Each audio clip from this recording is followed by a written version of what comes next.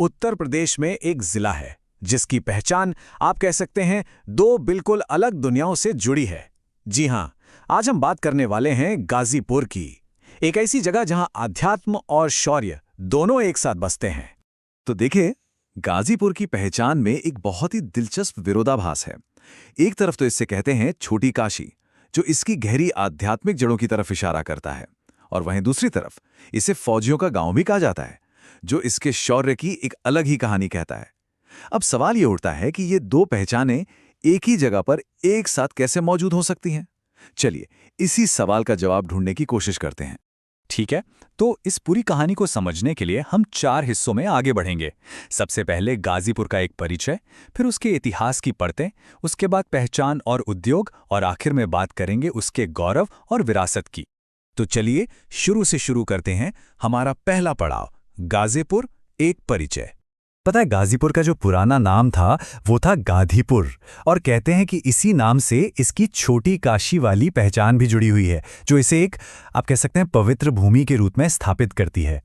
अच्छा, अगर हम थोड़ा मॉडर्न हिस्ट्री की तरफ देखें तो इसकी नींव रखी गई थी 1330 ईस्वी में।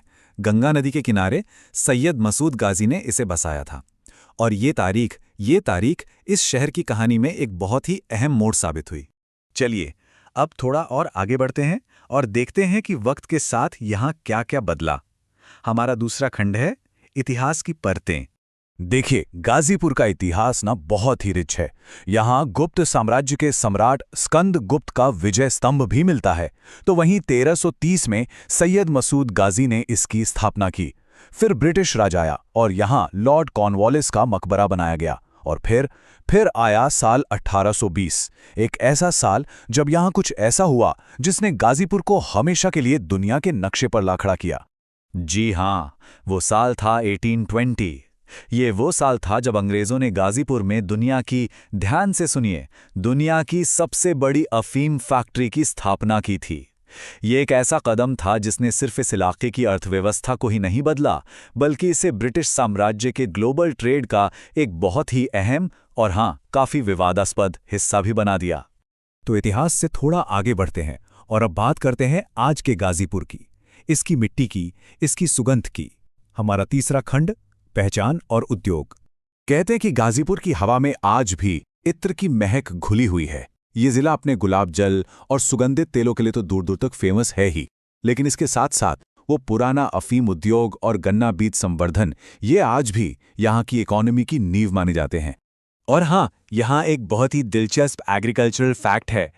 पूरे उत्तर प्रदेश में चने की जो पर हेक्टेयर प्रोडक्टिविटी है, वो सबसे ज्यादा, जी हाँ, गाजीपुर में ही है। मतलब ये जिले की खेती किसानी की कुशलता को साफ साफ दिखाता है। और अगर घूमने फिरने की बात करें तो यहाँ इतिहास और आध्यात्म के कई निशान देखने को मिलते हैं। जलालाबाद का किला है, पोहारी बाबा का आश्रम है, स्कंदगुप्त का वो ऐतिहासिक भीतरी स्तंभ लेख है, एक प्राचीन विष्णु मंदिर भी है।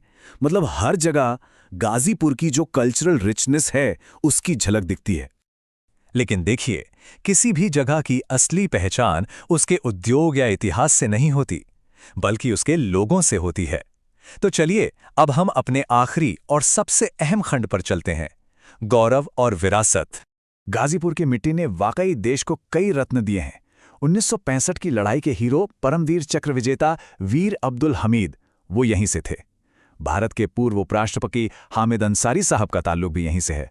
और किसानों के हक के लिए लड़ने वाले महान समाज सुधारक स्वामी सहजानंद सरस्वती भी इसी धरती की देन है।